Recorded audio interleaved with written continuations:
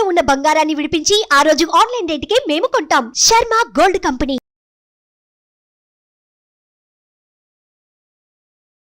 ఆ లలితా సహస్రనామం గుళ్ళో మైకులో చదివేటప్పుడు చదివేస్తున్నాను, కానీ తప్పులు వస్తున్నాయేమో కొంచెం డౌట్ పడి ఇంటికి వచ్చి చాలా బాధపడిపోతానండి. మీరు ఎంతసేపు తప్పుల మీద దృష్టి ఉంచుతారు.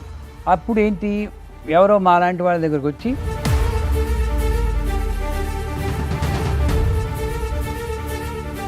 పూజలో ఏకాగ్రత కుదరడానికి ఏదైనా సలహా? పూజలో ఏకాగ్రత కుదరాలి అంటే ముందు మంత్రం కన్నా కూడా మానసికంగా పిల్లలు ఒడుగులు అయ్యాయండి. వాళ్ళు వర్క్లు ఇవి అవి అని ఒక్కొక్కసారి స్నానం చేయకుండా గాయత్రి మానేస్తున్నారు. వాడు స్నానం చేయలేదు, గాయత్రి చెప్పలేదు అంటే కొంతవరకు కారణం తల్లిదండ్రులు. ఇంట్లో వీళ్ళు మంత్లీ ప్రాబ్లం వచ్చినప్పుడు దీపం పెట్టద్దు, మీరు కూడా పెట్టద్దు అని ఇంట్లో అలా తిరిగేస్తారు. అది పెట్టచ్చా పెట్టకూడదా అనేది. ఏది ఏమైనా సరే శారీరకంగా జరిగే మార్పులని ఆధ్యాత్మికంతో లింక్ పెట్టకూడదు. నమస్కారం, వెల్కమ్ టు సుమన్ టీవీ. నేను గీతాంజలి. అందరికీ శ్రావణ మాసం శుభాకాంక్షలు. శ్రావణ మాసం అనగానే ప్రతి ఇల్లు కూడా ఎంత కళకళలాడుతుందో ఆ మహాలక్ష్మి పూజలతోటి. ఇందులో భాగంగా వరమహాలక్ష్మిని పూజించుకునేటువంటి ఒక దివ్యమైన పండుగ దినాలని చెప్పుకోవాలండి. వరమహాలక్ష్మి పూజ విధానమే చాలా ప్రత్యేకంగా ఉంటుంది.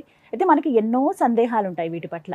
అమ్మవారిని ఎలా పూజించాలి, ఎటువంటి నియమాలు మేము పాటించాలి, ఏం వాయినం ఇవ్వాలి, అమ్మవారికి ఏం పెట్టాలి, అలాగే అమ్మవారికి ఏ పుష్పాలతో అర్చించాలి, ఇలా ఎన్నో సందేహాలు. వీటన్నిటిని నివృత్తి చేసేందుకు కార్యక్రమాన్ని ఏర్పాటు చేసాం. అలాగే ఎంతోమంది మహిళామణులు వారికి ఉన్నటువంటి సందేహాలు నివృత్తి చేయడానికి అలాగే స్టూడియో కూడా ఆహ్వానించాం. అలాగే మనకున్నటువంటి సందేహాలు నివృత్తి చేయాలంటే ఒక మహా వ్యక్తి కావాలి. అందుకనే మేము ఆహ్వానించాం గురు కరుణామయ్య గారిని. వారు శ్రీ విద్య ఉపాసకులు. ఎంతో మందికి శ్రీ విద్యను అంటే ఉపాసన చేశారు, మంత్రోపదేశం చేశారనమాట చాలా మందికి. అందులో భాగంగా వారిని మేము ఈ సందేహాలు అడిగితే ఖచ్చితంగా అందరి ముఖంగానే నేను చెబుతానన్నారు. ఇక ఆలస్యం చేయకుండా కార్యక్రమాన్ని ప్రారంభిద్దాం. స్వాగతం పలికేద్దాం గురువు గారికి. గురుగారు నమస్కారం అండి. చాలా సంతోషం మరొక మారు మిమ్మల్ని కలవటం. ఈ విధంగా ఎంతో శుభప్రదమైనటువంటి ఈ శ్రావణ మాసంలో ఆ లలితా సహస్రనామం గుళ్ళో మైకులో చదివేటప్పుడు చదివేస్తున్నాను, కానీ తప్పులు వస్తున్నాయేమో కొంచెం డౌట్ పడి ఇంటికి వచ్చి చాలా బాధపడిపోతానండి. దానికి ఏమన్నా బాధపడండి, మంచిదే. ఎందుకంటే తప్పులు వస్తున్నాయేమో అని బాధపడుతూనైనా కంటిన్యూ చేయాలి. అప్పుడు కొన్నాళ్ళకి ఆవిడే ఏదో కరుణ వెళ్ళి మంచి చేయిస్తుంది. ఇప్పుడు మన ఇంటర్నెట్లో పెద్దవాళ్ళు సంగీతం నేర్చుకున్న వాళ్ళు అన్నీ రైట్గా చదువుతున్నారన్నా 1,00,000 తప్పులతో ఉంటాయి. పెద్ద పెద్ద సంగీత వాగ్గేయకారులు లాంటి వాళ్ళు కూడా తప్పులు చదువుతున్నారు. ఎవరో ఒకళ్ళో ఇద్దరు సరిగ్గా చదివేవాళ్ళు ఉన్నారు. సామవేదం షణ్ముఖ శర్మ గారు, చెల్లకరే బ్రదర్స్ నాకు తెలిసిన వాళ్ళు, చాగంటి వారు శుభ్రంగా చదువుతారు. మిగతా అందరూ ఎవరితో తప్పులు చదువుతారు. కానీ మీరేంటంటే అక్కడ మీరు ఎంతసేపు తప్పుల మీద దృష్టి ఉంచుతారు. అప్పుడు ఏంటి, ఎవరో మాలాంటి వాళ్ళ దగ్గరకు వచ్చి అసలు లలితా సహస్రనామం ఏం తప్పులు జరుగుతాయి, ఎలా కరెక్ట్గా చదవాలో ఒకసారి నేర్చుకోండి అంతే. లక్ష రోమలతాధారత సమున్నేయ మధ్యమ, రైట్ అది. లక్ష రోమలతాధార తాసమున్నేయ మధ్యమ. తాసమున్నేయ ఏమిటి? దుష్ట దూర దురాచార శమనీ దోషవద్యత, తప్పు. అది ఇలా కరెక్ట్ చేసుకుని దుష్ట దూర దురాచార శమని ఇలాగ నేర్చుకుని చదవండి. బాధపడడం తప్పేం కాదు, కానీ దానికోసం మానేయకండి. ఎవళ్ళు ఏం చెప్పినా ఇంటర్నెట్లో కాదు ఎక్కడ చెప్పినా ఇలా చదవకూడదు, దీక్ష ఉంటేనే చదవాలి, అది తప్పులు చదివితే తప్పు, ఎవరు చెప్పినా వినకండి. ఏం వచ్చినా నేను మానను, ప్రహ్లాదుల్లా ఉండాలి. హిరణ్యకశిపుడు పావుల చేత కరిపించినా మానలేదు.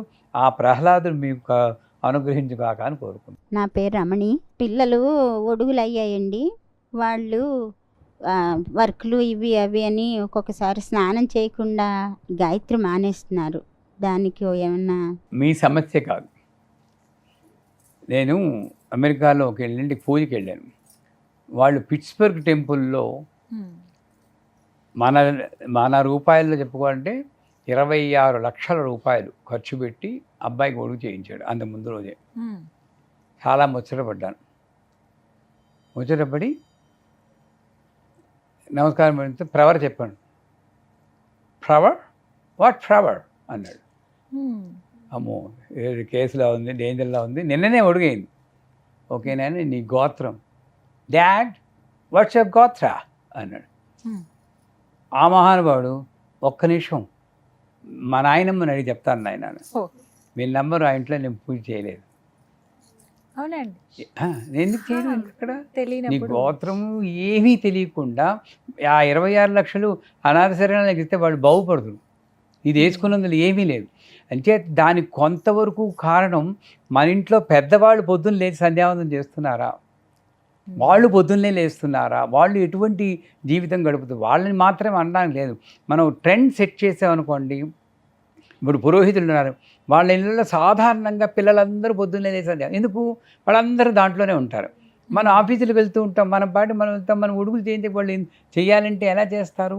అప్పుడు ఒక మంచివాళ్ళు పెద్దవాళ్ళని తీసుకొచ్చి అసలు సంధ్యావందనం నా దృష్టిలో ఆడవాళ్ళు మగవాళ్ళు అందరూ చేయాలి, ఏ కులం వాళ్ళైనా చేయాలి. ఇలా అంటే మనం బయలుపోతుంది ఇది వీడియో. అందరూ చేయాలి. మొన్ననే మా పీఠంలో సంధ్యావందనం నేర్పించాం ఆడవాళ్ళకు కూడా, చిన్నదిగా, పెద్దది ఎక్కర్లేదు. ఈ సంధ్యావందనంలో గొప్ప మంత్రాలు ఉన్నాయి. నీళ్లలో ఉన్న శక్తి మొత్తం అందులో వర్ణిస్తాడు. నాకు బాగా నచ్చింది ఏంటంటే, గంగా యమునోర్మధ్యే వసంతే మే ప్రసన్నాత్మాన తిరందీవితం వర్ధయంతి నమో నమో గంగా యమునోర్మునిభ్యచ్చ నమ సంధ్యాయే నమ సావిత్ర్యే నమ గాయత్ర్యే నమ సరస్వత్యే నమ సర్వాభ్యో దేవతాభ్యో నమ దేవేభ్యో నమ ఋషిభ్యో నమ మునిభ్యో నమ పితృభ్యో నమ. అక్కడ ఆ రకంగా నేను అమ్మని నా నాన్నని తలుచుకుంటాను. మాతృభ్యో నమ అని నేను యాడ్ చేసుకున్నాను. ధన్యవాద మంత్రం లేదు, వాళ్ళు తొక్కేశారు, ఆడవాళ్ళ పేరు రానివ్వరు. ఆవిడ నేను యాక్ట్ చేసుకున్నాను మాతృభ్యో నమః అని. ఆవిడ బతికున్నా బతికి లేకపోయినా సరే దేవేభ్యో నమ పితృభ్యో నమ మాతృభ్యో నమ, మా గురువు గారిని తలుచుకుంటాను. గురువు లేరు ఇప్పుడు. ఈ రకంగా నా మునులు, దేశం సుభిక్షంగా ఉంది, పక్క దేశంలో అల్లల్లాడుతున్నారు, బంగ్లాదేశ్ అల్లల్లాడిపోతుంది, గాజా అల్లల్లాడిపోతుంది, భారతదేశం ఇన్ని విభేదాలున్నా ఇన్ని భాషలు పాడుతున్నా సుభిక్షంగా ఉందంటే హిమాలయాల్లో తపస్సు చేసుకునే ఈ మునులే. గంగా యమున యోర్మధ్యే వసంతి దేమే, గంగకి యమునకి మధ్యలో ఉంది చిరంజీవితం. మీరందరూ బాగుండాలి నాయన, ఎవరిని చెప్పుకుంటున్నాం? అలా చెప్పి అవకాశం ఇచ్చి సంధ్యావందనం అది ప్రతి ఒక్కళ్ళు చేయాలి. బ్రాహ్మీం తర్ప్యామి, గాయత్రీం తర్ప్యామి. తర్పణం అంటే పితృదేవతల తర్పణం వాళ్ళు మొగాళ్ళే ఇవ్వాలని ఇది ఒక పెద్ద ఒక రాంగ్ కల్చర్ వచ్చేసింది మరి. తర్పైది తర్పణం, ఆనందంగా ఎవడుంటాడో ఆ ఆనందాన్ని వెలిబుచ్చడమే తర్పణం. హ్యాపీగా తాతగారికి కూడా నేను బాగానే ఉన్నాను తాతగారు, ఏదో మా నాన్నగారిని అమ్మగారిని ఇచ్చారు, బాగున్నాను, బ్రహ్మాండంగా ఉంది, ఇది తర్పణం. సో ఆ రకంగా చెయ్యొచ్చు. అంచేత వాడు స్నానం చేయలేదు, గాయత్రి చెప్పలేదు అంటే కొంతవరకు కారణం తల్లిదండ్రులు. ఐఎమ్ సారీ, చేస్తారండి, చేస్తారు. చిన్నప్పుడు ఏ వయసులో ఒడుగు చేశారు వాళ్ళకి? రీసెంట్గా 14 అలా చేశాను. 14 చేసినప్పుడు ఒక్కసారి నా దగ్గర ఫోన్ చేయించండి, నేను మాట్లాడతాను. పెరటి చెట్టు వైద్యానికి పనికిరాదు, తెలిసిందా? మా పిల్లలకు మేము చెప్పినా కన్నా గీతాంజలి గారు చెప్తే కొంచెం వింటారేమో. మీరు మంచివాళ్ళే మా పిల్లలు, బట్ జనరల్గా మా లాంటి వాళ్ళు వచ్చి నాయన అది దాంట్లో ఉన్న విశిష్టత చెప్పి అది ఎందుకు నువ్వు చేయాలంతే అనే పని వినరు. ఇప్పుడున్న జనరేషన్స్కి లాజికల్ కంక్లూషన్స్ ఇవ్వాలి, ఎందుకు చెయ్యాలి. H2+O2 = H2O ఆ మంత్రంలో ఉంది, చెప్పండి, వెంటనే చేస్తాడు. సరేనా? విద్యుత్ ఉంది, అది తల మీద చల్లుకుంటే బ్రెయిన్ సెల్స్ యాక్టివేట్ అయ్యి బ్రహ్మాండంగా తెలివితేటలు వస్తాయిరా, పెద్ద పెద్ద సీఈఓలు అయిపోతారు, సీఈఓలు అయిపోతారు, వెంట చేస్తాడు. అండ్ పెద్ద సంధ్యావందనం చెప్పకండి, వాళ్ళందరూ చేసేవాళ్ళు వేరే వ్యవస్థ ఉంది. ఇది చిన్న సంధ్యావందనం చెప్పి ఏమి అక్కర్లేదు, ఆచమనం చేసి 11 సార్లు గాయత్రి అదే చెప్తున్నారండి వాళ్ళ నాన్నగారు. నా దగ్గర పంపించండి, ఫోన్ చేయించండి. నెక్స్ట్. నమస్కారం గురువుగారు, నా పేరు శశిరేఖ, కేపీహెచ్పి నుంచి వచ్చాను. పూజలో ఏకాగ్రత కుదరడానికి ఏదైనా సలహా చెప్పగలరా? పూజలో ఏకాగ్రత కుదరాలి అంటే ముందు మంత్రం కన్నా కూడా మానసికంగా ఏదో చిన్న టెస్ట్ పెట్టుకుందాం మనం. మీరందరూ కూడా మీ జీవితంలో ముఖ్యమైన, మీకు తీరని కోరికలు ఏవో ఉంటాయి కదా, మీకు ముఖ్యమైన కోరికలు 3 చెప్పండి. మీ జీవితంలో ముఖ్యమైన 3 చెప్పండి. టకటకా చెప్పాలి, ఆలోచించుకోవాలి. ముఖ్యమైన అనగానే మీకు ఎక్కడ నొప్పి పెడుతుందమ్మా, ఇక్కడ నొప్పి పెడుతుంది అనరు, అంటే అదే కరెక్టు. ముఖ్యమైన కోరికలు 3 చెప్పండి. అక్కడ 1, 2, ఇంకా దాని విన్ను 2, 3. మీరు మా చిన్న అబ్బాయికి ఐపీఎల్ ఒకటి. రావాలని కోరికండి. మా వారి ఆరోగ్యం బాగుంది. 2, నాకు కూడా ఆరోగ్యం బాగోవాలి. 3, పిల్లలు బాగా చదువుకుని సెటిల్ 1. అంతకుమించి నాకే గుర్తుపెట్టి మిగతా 2 గుర్తు రావట్లేదు. మీరు పిల్లలు బాగుండాలని 1, మిగతా 2 గుర్తు ఆరోగ్యంగా రావట్లేదు. ఉండాలి. మీరు నాకైతే కోరికలు లేవు కదండి. ఇప్పుడు వింటుంటే అనిపించింది పునిశ్రీగా చనిపోవాలి అని, కానీ జరగదండి. నేను లేకపోతే మా వారికి చూసేది ఉండదన్నమాట, ఎవరు పట్టించుకోలేరు. మిథునం సినిమా గుర్తొస్తుంది. ఆ. నిజమండి, అంటే నేను లేకపోతే ఆయనకి జీవితం లేదు. అది గొప్పగా. పిల్లలు చూడలేరు, వస్తారు చూస్తారని, అబ్రాడ్లో ఉంటారు, దగ్గర ఉంటారు, కానీ ఆయన చికాకు 4 సార్లు మాటలు చెప్పారంటే వాళ్ళు వింటారు, తర్వాత చిన్న కోపం చికాకు వస్తుంది. వాళ్ళు చికాకు పడితే నాకు కోపం వస్తుంది, వాళ్ళు చికాకు పడతారు నాన్నగారి మీద. ఆయనకి ఆరోగ్యంగా ఆరోగ్యంగా కొంచెం మెంటల్గా చిన్న విసరు వచ్చింది. 75 years ఆయనకి, కాబట్టి ఏజ్ వైజ్ వచ్చింది, కానీ నాకు కోరిక తీరదు అనేసి అని నేను అనుకుంటున్నాను. మిమ్మల్ని మీరే ఆశీర్వచనం చేసుకుంటున్నాను. అమ్మవారి దండ పెడతా, కానీ మీరు నాకు మా మనవడికి లాస్ట్ ఇయర్ ఒడుగు చేసామండి. గాయత్రి మంత్రం చెప్తున్నాడు, అదొకటి.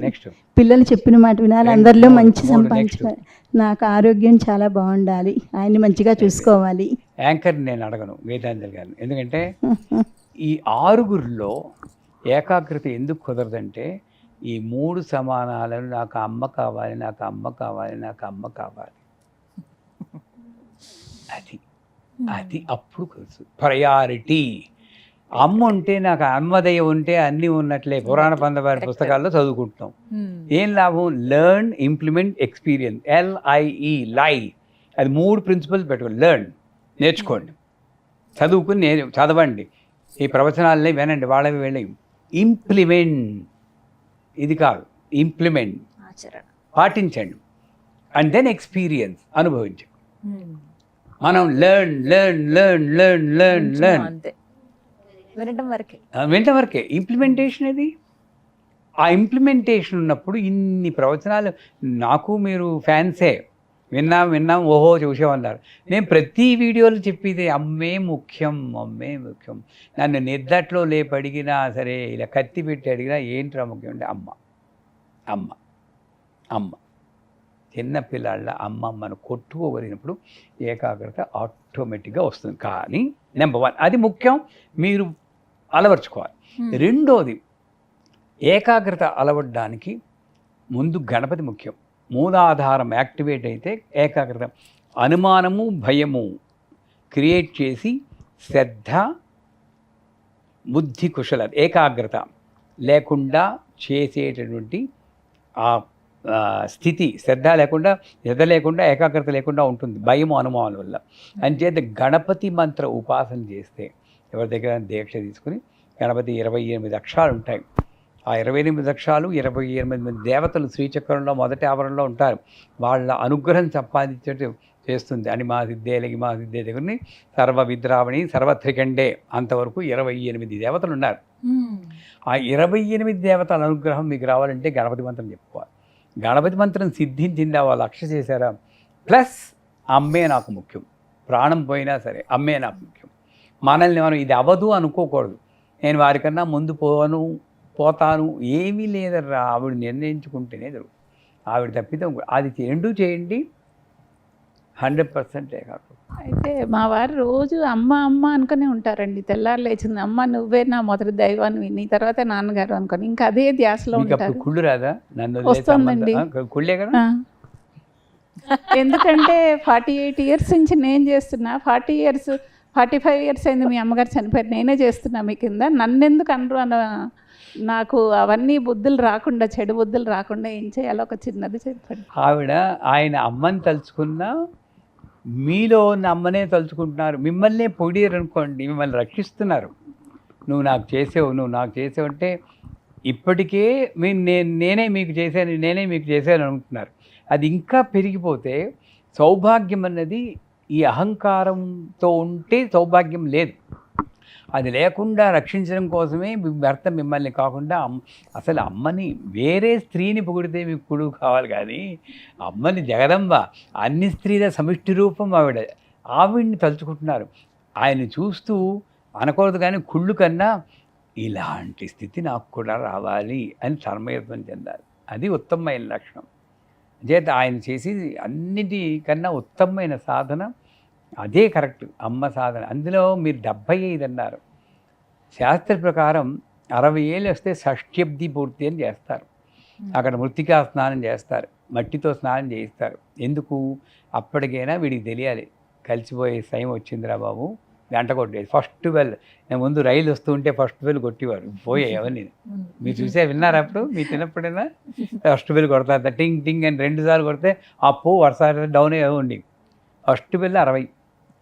తర్వాత 70వ పడిలో పడ్డాక దాన్ని ఏదో ఉంటారు, ఏదో పూజ గుర్తు రావట్లేదు, ఆ పూజ చేస్తారు. అప్పటి నుండి మా వేమకోటి కృష్ణయ్య గారు గర్విడి సూర్యోపాసకులు చెప్పారు, సుబ్బారావు గారు దాని తర్వాత మంచినీళ్ళు కూడా అడగకూడదు భార్యను సొంతంగా. అంటే వానప్రస్థం మొదలైంది, డిపెండెన్సీ ఉండదు. ధర్మరాజు మహాప్రస్థానం నడుస్తుంటే ద్రౌపది ఆగమంటే ఇంకేం లేదంటారు చూడండి, ఆ స్థితి. అంటే మీ వారు 75 అన్నారు కాబట్టి ఆ స్థితి వస్తుంది ఆయనకి. రన్నింగ్ అండి, రన్నింగ్ 75, ఇంకా నవంబర్ 25కి నిండిపోతుంది. 70 దాటిపోయింది. అంచేత మెల్లిగా ఇండిపెండెన్స్గా వానప్రస్థంలోకి వెళ్ళి సన్యాసము ఉంటే కాషాయ వస్త్రాలు వేసుకోవడం కాదు, అన్నిటి నుండి విడిపడి అక్కడే ఉంటున్నా దేనితోటి సంబంధం లేకుండా ఆ తాదాత్మ్యంలో అమ్మ అమ్మ అమ్మ అనుకోవడం, ఆ స్థితికి చేరుకుంటున్నారు. సంతోషించండి. మీరు ఎప్పుడు మిమ్మల్ని ఆశీర్వదించుకోకండి, నాకు జరగదు, నేను ముందు వెళ్ళిపోను అన్నది. ఆవిడ ఒకవేళ వెళ్ళిపోవాలంటే మీరే అడ్డుకుంటున్నారు. కానీ నేను వెళ్ళిపోతే ఈయన్ని ఎవరు చూసుకుంటారంటే, ఆయన పుట్టినప్పుడు మీరు ఆయనకి తెలియదు, ఆయన పెళ్ళయ్యేదాకా ఎవరు చూసుకున్నారో ఆవిడే చూసుకుంటుంది. మీరు వెళ్ళిపోయి కూడా మీరు నేను కాదు. అర్థమైందా? సారీ, కళ్ళ నీళ్ళు వస్తున్నాయేమో, బట్ ఎవ్వళ్ళు లేరు అంతే. ఆ రకమైన మీకు 60 దాటే 65 ఏళ్ళు వచ్చాయి. మీరు కూడా అలాగని వాళ్ళు పట్టించుకోకని కాదు, మెల్లిగా ఆ డిటాచ్మెంట్ లేకపోతేనండి చాలా కష్టం అమ్మా. అది ఈ స్థితి ప్రాణం వెళ్ళిపోయడం అన్నది బంధాలను. అందుకే హార్ట్ అటాక్ వచ్చి ప్రాణం పోతే అత్యుత్తమ అనుగ్రహం. ఏ క్యాన్సర్ వచ్చి నువ్వు ఇంకో 2 నెలల కన్నా బతకం అంటే ఆ 2 నెలలు వాళ్ళు పడి బాధ ఎప్పుడైనా ఆలోచించా.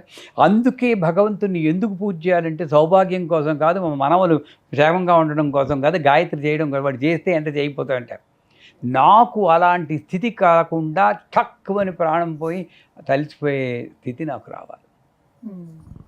అందుకు ఆ దౌర్భాగ్యత చావు కోసం ఎదురు చూసి దౌర్భాగ్యత నాకు కలిగించకు తల్లి. ఎలా అంత మరణయాతనండి, ఉంటూ చూస్తుంటారు, వదిలేసి వెళ్ళిపోతాం. వాళ్ళకి యాతనే, వీళ్ళకి యాతనే. అంటే ప్రతి ఒక్కడు కూడా భగవంతుని ఎందుకు పూజించాలంటే ఈ స్థితి. ఆ బంగ్లాదేశ్లో లేవు మనం, గాజాలో లేవు, యుక్రెయిన్లో లేవు, పవిత్ర భారతదేశంలో ఉన్నాం. చక్కగా సుమన్ టీవీలో కూర్చుని మంచి విషయాలు మాట్లాడుకుంటున్నాం. వేరందరూ సినిమాలు అవి చూసి వాట్సాప్లు పట్టుంటే ఇంత మంచి విషయాలు మాట్లాడుకుంటున్నాం. ఇది కదా భాగ్యం. అందుకోసం నేను భగవంతుని పూజించాను. అంధవిశ్వాసం అంటారు కదా, బోల్డన్ని అంటే ఉంటాయి. కుడికన్నా అదిరితే ఏమైపోతుందో అని ఒక భయం ఉంటుంది, లేదా పిల్లి ఎదురొస్తుంది ఏంటవుతుందో అని భయం.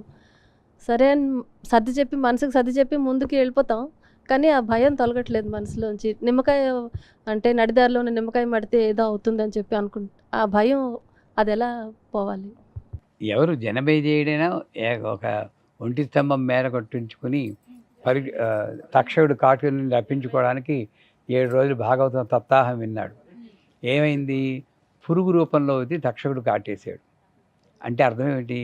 నువ్వు ఎంత జాగ్రత్త తీసుకున్నా జరిగేది జరగ మాను.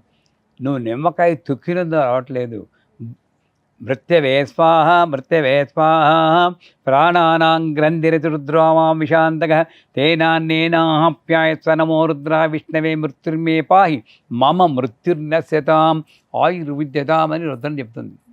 అంటే చావుని తగ్గించి పంచమని, అంటే 500 ఏళ్ళు బెడ్డ మీద పడుకోమని కాదు. ఈ భయమే చావు. చస్తూ బతుకుతున్నాం మనం భయపడుతూ. అలా అయితే ఇలా ఆ మృత్యువు నుండి రక్షించు తండ్రి అని శివుని వేడుకుంటాం. దానికి రుద్రం చదవండి. ఇందాక ఎవరో ఆడవాళ్ళు రుద్రం చదవదా అని మొదలెట్టారు. అసలు ఆడవాళ్ళు మగవాళ్ళు లేరండి, ఒక జీవే. ఈ డౌట్లు ఇక్కడ వాళ్ళకే వస్తున్నాయి. సౌత్ ఇండియాలోనే ఉంది, నార్త్ ఇండియాలో లేవు. పర్టికులర్గా ఇక్కడే ఆంధ్రప్రదేశ్లోనే అనకూడదు, కానీ నేను ఆంధ్ర, ఇక్కడే వచ్చింది. ఎందుకు వచ్చిందో నాకు తెలియదు. కొంతవరకు మన ఛానల్స్ కొంతవరకు కారణం, పుస్తకాలు కొంత కారణం, అన్నీ చదివేస్తున్నాం. ప్రతి ఒక్క చదవచ్చా అంటే శాస్త్రం ఏంటంటే చదవనక్కర్లేదు. ఆడవాళ్ళు హోమం చెయ్యనక్కర్లేదు, రుద్రం చదవనక్కర్లేదు, పురుష సూక్తం చదవనక్కర్లేదు. ఇది కరెక్ట్. ఎందుకు? ఇది చదవాల్సిన అవసరం పురుషుడికి ఉంది. వీడు అహంకార స్వరూపుడు కాబట్టి. నిజమైన స్త్రీకి అహంకారం ఉండకూడదు కాబట్టి, అహంకారం లేని స్థితిలో మీకు ఆల్రెడీ మంచి బలంగా ఉంటే మల్టీవిటమిన్ మీకెందుకు? బలహీనంగా మాకు కావాలి. కానీ వేసుకోకూడదని చెప్పలేదు, వేసుకో అక్కర్లేదు.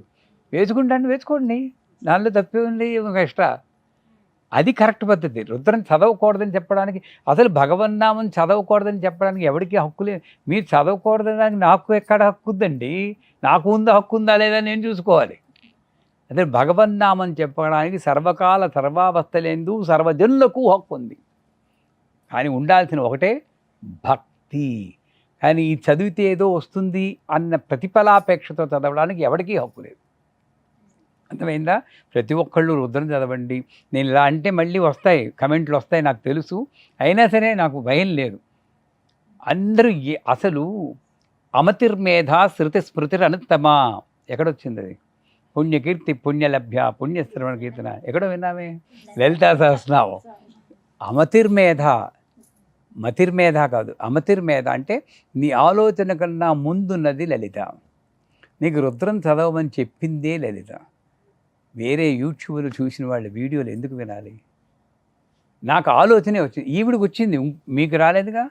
ఆవిడకి వచ్చింది, ఆవిడ సెలెక్ట్ చేయబడి రుద్రం చదువుమ్మా, మా ఆయన పేరు నీ నోట మీద వినాలని అని ఆవిడ చెప్పుకుంటోంది. ఈవిడేం చేస్తుంది? అయ్యో భయం వేస్తుంది, చదవకూడదా అంటుంది. ఆవిడ గోల పెడుతుంది, నేను చదవంటూనే నువ్వు చదవేమిటి తల్లి అని. ఇది ఈ స్థితి. అంచేత నీకు చదవాలి అని అనిపిస్తే ప్రతిఫలాపేక్ష లేకుండా కేవలం భక్తితో చదవాలనుకుంటే వెంటనే చదివే. ఏమవుతుంది చూద్దాం. ఏమవదు. మీరు భయంతో చదవడం మానేస్తే అంతకన్నా దౌర్భాగ్యం కొట్టలేదు. ఆలోచన రావడమే, మంచి ఆలోచన రావడమే. మరి ఇన్ని చెప్పిన వాళ్ళు ఇవన్నీ వింటున్నారు. ఉపనిషత్తులు, శాస్త్రాలని కూడా ఎవరిని హింస పెట్టకూడదు, అందరికీ దానం చేయండి, అత్తమామల్ని గౌరవంగా చూసుకోండి, ఇవి పాటించరే? అది పాటించండి, ఇది పాటించండి. నాకు కావాల్సింది మాత్రం అమ్మ రుద్రం చదవడం ఒకటి తప్పింది రా బాబు అని వదిలేస్తున్నాం. అన్నీ చెయ్యండి, మీకు ఏది చేయాలనిపిస్తే అది చేయండి, భక్తితో చేయండి. సరేనా? గురుగారు, గాయత్రి మంత్రం ఆడవాళ్ళు చేయొచ్చు. మీరు నైవేద్యం పెట్టేటప్పుడు ఏ మంత్రం చదువుతారు? మానేది అది ఒకసారి చదివినా చదవకూడదంటే చదవకూడదు. ఉపాసన వేరు, జపం వేరు, ఈ గాయత్రి మంత్రం వేరు. ఇది కూడా మళ్ళీ గాయత్రి మంత్రం అసలు మీ లేడీస్ క్లబ్ ప్రెసిడెంటే ఆవిడ కదండి గాయత్రి. మెయిన్ చదవకూడదంటే ఇంకో నేను అర్థం ఉంది, కానీ మీ లేడీస్ క్లబ్ ప్రెసిడెంట్ మీరు చెప్పకపోవడం ఏంటి? అసలు ఉపాసనగా చేయండి. నీ అసలు పురుషాధిక్యత అన్నది మా గురువుగారు చెప్పేవారు, అనాది కాలం నుండి వస్తుంది. ఉమెన్స్ లిబ్ అని స్వాతంత్ర్యం పోరాటం చేయడం కాదు, ఇక్కడ స్టార్ట్ చేయండి, మంచిగా స్టార్ట్ చేయండి. గాయత్రి మంత్రం ఉపాసన చేయండి. ఏముంది, సంధ్యావందనం కూడా నేను చేయమంటాను. పోనీ సంధ్యావందనం లేని గాయత్రి 11 సార్లు 108 సార్లు చెప్పండి, ఏమవుతుందో చూద్దాం. ఓం భూర్భువస్వః తత్సవితుర్వరేణ్యం ఒక్కటి. ఇది ఒక సిద్ధాంతం ఏంటంటే, ఈ మంత్రాన్ని సుస్వరం, సరైన స్వరంతో చదివితే ఈ పొత్తిగడుపు మణిపూర చక్రం ఇలా ఇలా ముందుకెళ్తుంది. ఓం భూర్భువస్సువః తత్సవితుర్వరేణ్యం భర్గో దేవస్య ధీమహి ధియో యో నః ప్రచోదయాత్. మూమెంట్ చూసారా? ఇది పిల్లలు కలిగే వయస్సులో గర్భాశయం మీద ఒత్తిడి పెంచి పిల్లలు కడగకుండా ఉండడానికి ఆస్కారం ఉంది అన్న భయంతో వాళ్ళు అనొచ్చు. కానీ ఇప్పుడు మహామహా పండితులే ఇక్కడ నుండే వస్తుంది. ఇక్కడ నుండి ఎవరికి వస్తుంది? ఇది ఎక్కడ కదలదు, ఎవరికి లేదు. ఒకవేళ ఇంకో వాదన ఏంటి, నా వాదన ఏంటంటే, ఒకవేళ అసలు అమ్మవారిని తప్పు చదివినా ఉపచదివినా ఆవిడ ఇంకా అసలు పిల్లలు కలగకుండా ఉన్నవాడికి పిల్లలు కలిగిస్తుంది, కానీ కలిగి వాళ్ళు కలగకుండా చేయించింది అమ్మ ఎందుకు అయిందమ్మా ఆ నమ్మకం ఉన్నవాడు నా పట్టించుకొని నేను చెప్తానంతే. ఉపదేశం లేకుండా ఏమి చేయకూడదు అని అంటున్నారు కదండి, అందుకనేసి ఇవన్నీ మేము ఎలా చేస్తామని. ఈ మాట విని ఎన్నేళ్ళు అయింది మీరు ఉపదేశం లేకుండా ఏమి చేయకూడదు అన్నది? ఎన్నేళ్ల క్రితం విన్నారు? ఇప్పుడు వింటున్నామండి. ఎప్పుడు? 10 సంవత్సరాల నుంచి చెప్తున్నారండి. 10 సంవత్సరాల నుంచి చెప్తున్నారు, ఇప్పుడు చెప్తున్నారు. కరెక్ట్. చెప్తున్నప్పుడు అమ్మ మీద నిజంగా ఎడతెగని భక్తి ఉంది, వదిలిపెట్టలేని స్థితి ఉంటే ఉపదేశం కొరకు మీరు వెతుక్కోవాలి కదా. 10 ఏళ్ళు ఎందుకు ఊరుకున్నారు? ఇప్పుడు ఎందుకు ప్రశ్న అడుగుతున్నారు? మిగిలినవన్నీ చదివేస్తున్నామండి, మీ గాయత్రి అలాంటివన్నీ ఉపదేశాలు ఏమి లేవు అని చదవట్లేదండి.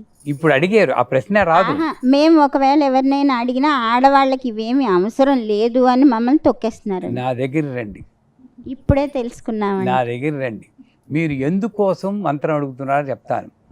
మా పిల్లవాడికి పెళ్లి కోసం మానేయండి, మేము మీ పిల్లవాడి పెళ్లి కోసం మీరు చేయరు, ఆ పిల్లవాడు చేయాలి. ఎందుకంటే గంధర్వరాజ విశ్వాసో మమ అభిలిషితం కన్యాం ప్రయస్వాహ మంత్రం అంటే నాకు పెళ్లి చేయని, మీకు మళ్ళీ పెళ్ళి అయిందని కొమ్మను మునిపోతాం కదా. అంచేత ఆ మంత్రాలు మీరు చెప్పకూడదు, వాళ్ళు చెప్పాలి. అందుకే వాళ్ళని చేయండి అంటాం.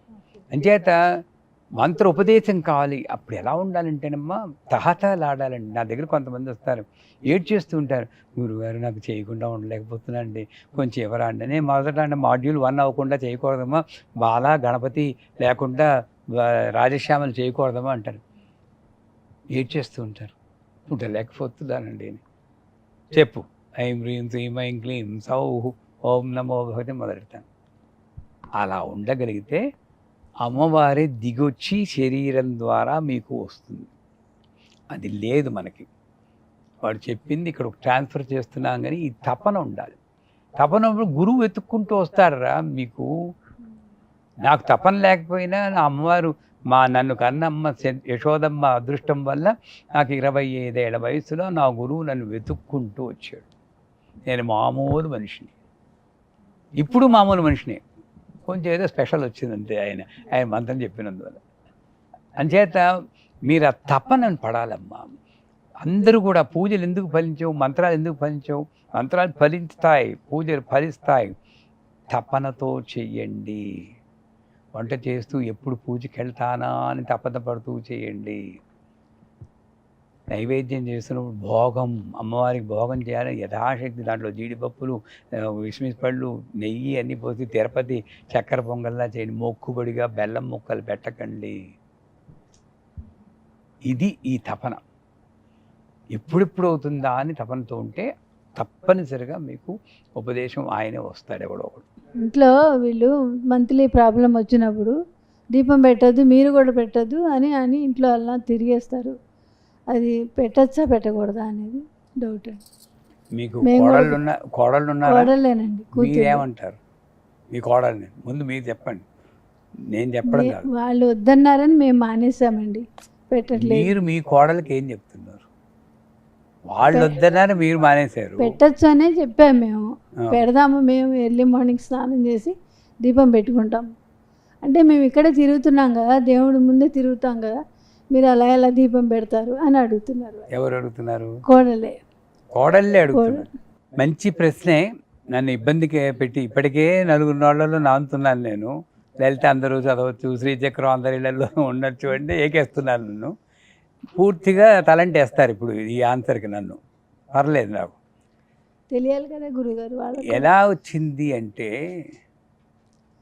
నా ఉద్దేశంలో పూర్వకాలంలో అగ్రహారాలు ఉండేవి.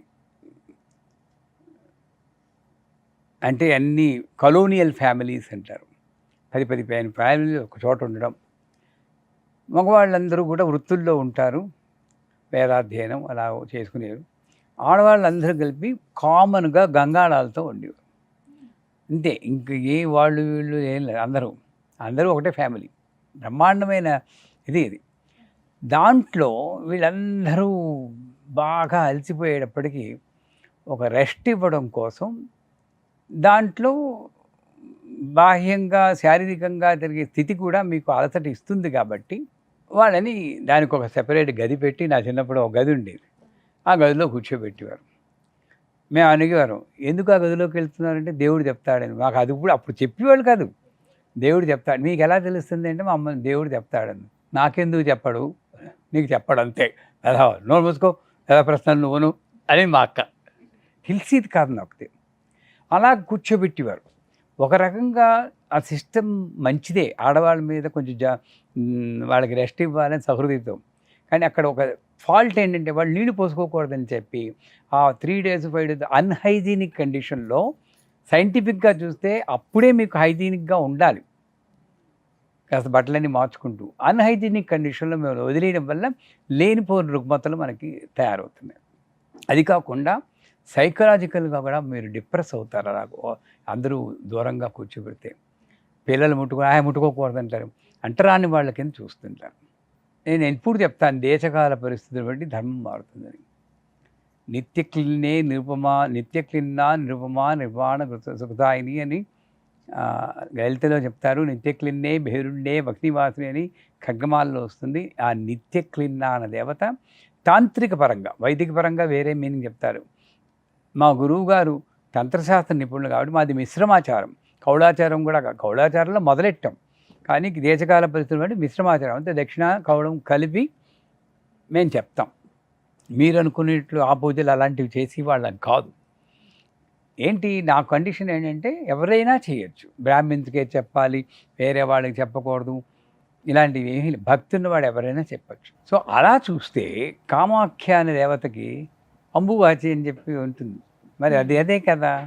అప్పుడు వెళ్ళి నేను ఆ ఎర్ర క్లాత్ తెచ్చుకుంటే అష్టైశ్వర్యాలు అది ఎలా ముట్టుకుంటున్నారు, ఆయన దేవుడు. పుష్కరాలు కూడా ఒక రకంగా చెప్పాలంటే అదే అంటారు. ఆ సమయంలో అందులో మునులు వాళ్ళందరూ స్నానం చేసి పవిత్రులవుతారు. ఏది ఏమైనా సరే శారీరకంగా జరిగే మార్పులని ఆధ్యాత్మికంతో లింక్ పెట్టకూడదు.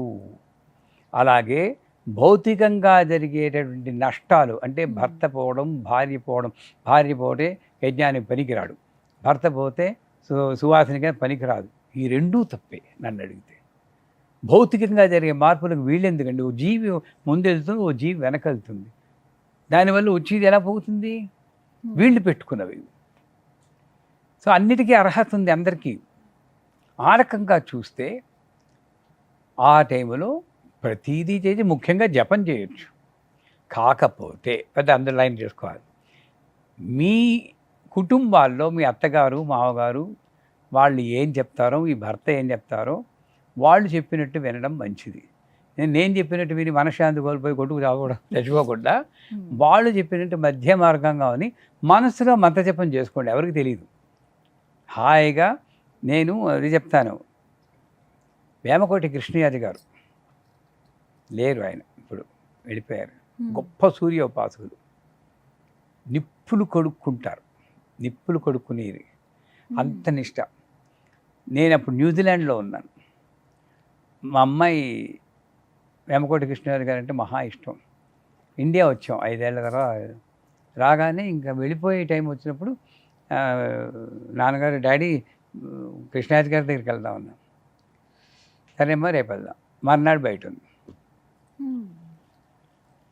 పద డాడీ వెళ్దాం. చంపేస్తారు, ఆయన దగ్గర వెళ్తానేంటమ్మా ఇలాగా అని అన్నాడు. లేదు డాడీ, ఆయన నీలా కాదు, ఇన్ని కండిషన్లు ఏం లేవు, బ్రాడ్ మైండెడ్. దెన్ మరి పెరటి చెట్టు వైద్యానికి పనికిరారు కదా, తను ఉంటుంది కదా. అడుగు ఫోన్ చేశాను, వణుకుతూ ఫోన్ చేశాను. నమస్కారం సుబ్బారావు గారు, ఏంటి రాలేదు? వద్దాం అనుకుంటాను రేపు. వచ్చేయండి అన్న. చిన్న సమస్య వచ్చి పడిందండి, ఇదిగో ఇది సమస్య అన్న. నారాయణ అన్నారు. సరే, ఒక క్షణం మైనం, ఏం తిడతారా, ఎటువంటి పదాలు వస్తాయని. రమ్మనండి, అమ్మ ఆజ్ఞ అన్నారు. అటువంటి గొప్ప నిష్ణాతులు వెనక సీట్లో మా అమ్మాయిని కూర్చోబెట్టుకుని భుజం మీద చేసి ట్రావెల్ చేశారు. మొదటి రోజు నేను అన్నాను, అదేంటండి మీ ఆశ్రమంలో మిగతా వాళ్ళు వస్తే పరిమితి వారు మా అమ్మాయి అనేది లేదండి. అది ఆయన చెప్పారు, ఎలా రావాలో చెప్పారు. అప్పుడు అమ్మాయిని తలారా స్నానం చేసి పసుపు కొంగు కట్టుకురమ్మనండి. ఇది మధ్య గత్యంతరం మామూలుగా ఉంది, మామూలుగా రెస్ట్ తీసుకోండి, తప్పేం లేదు. ఆ రెస్ట్ ఎవరిస్తాడు? హాయిగా రెస్ట్ తీసుకోండి. స్నానం చేయండి, స్నానం చేయడం మానకూడదు, జపం చేయండి, దూరంగా కూర్చొని రెస్ట్ సాగుతుంది. మరి ఒకటే రూము, ఆయనకు వంట రాదు, మీ తప్పితే వంట చేయలేరు, ఎవరు చేస్తారు? అలాంటప్పుడు చక్కగా తలారా స్నానం చేయాలి. రోజు స్నానం చేయాలి, తలారా చేసి కాస్త పసుపు రాసుకొని, స్నానం చేసి పసుపు రాసుకుంటారు అందరూ, ఇలా రాసుకోవాలి. రాసుకుని పసుపు కొమ్ము కట్టుకుని, ఇది మంగళకరం. అప్పుడు మీరు మామూలుగా మీ పనుల్లో తీసుకోండి. అది నన్ను అడిగితే నేను చెప్పి, ఇది శాస్త్రం అని నేను చెప్పను, మళ్ళీ నన్ను ఏకేస్తారు. ఇది శాస్త్రం కాదు, నాకు మా గురువు గారు చెప్పింది. అసలు ఆ 5 రోజులు పూజలు గిలగల కొట్టుకోవాలి. ఎలా పూజ లేకుండా ఎలా ఉంటారండి? ఎవడాపగలడు మిమ్మల్ని? ఇది చెప్పి నీట్గా భక్తితో శ్రద్ధతో కాస్త హైజీనిక్గా ఉంటూ అన్ని పనులు చేయొచ్చు. దాంట్లో ఏమీ దోషం లేదు. ఏనా వాళ్ళ మొహం చూస్తేనే పాపం, అసలు మొహం చూస్తే మళ్ళీ వేరే స్నానం చేయాలి అనుకునే వాళ్ళు కూడా ఉన్నారు. అది వాళ్ళని తప్పు పట్టడం లేదు, వాళ్ళ ఆచారం అది. కానీ నాకు మానవతా చూస్తే ఏం చేస్తారండి, ఒక రూములో ఉన్నవాళ్ళు ఉంటారు, అమెరికాలో ఉన్నవాళ్ళు ఉన్నారు, వాళ్ళు ఏం చేస్తారు? తప్పదు. అలాంటి పరిస్థితులు తప్పకుండా స్నానం చేసి మీరు చేయండి. మీ కోడళ్ళు కూడా వినమనండి ఈ వీడియో, స్నానం చేసి చేయమని. వాళ్ళకి ఇంకా డౌట్ ఉంటే నాకు ఫోన్ చేయమనండి, నేను ఇంకా చెప్తాను. చాలా సంతోషం గురువు గారు. ఎందరో మాకు నిత్య జీవితంలో మేము ఎదుర్కొనేటువంటి సమస్యలు, సందేహాలు ఇవన్నీ కూడా చాలా సునాయాసంగా మా అందరికీ అర్థమయ్యే రీతిలో వాటన్నిటిని కూడా నివృత్తి చేశారు. ధన్యవాదాలు గురువు గారు. అందరికీ కూడా నమస్కారం. సుమన్ టీవీలో మీ పర్సనల్ అండ్ బిజినెస్ ప్రమోషన్స్ కోసం కింది నెంబర్కి కాంటాక్ట్ చేయండి.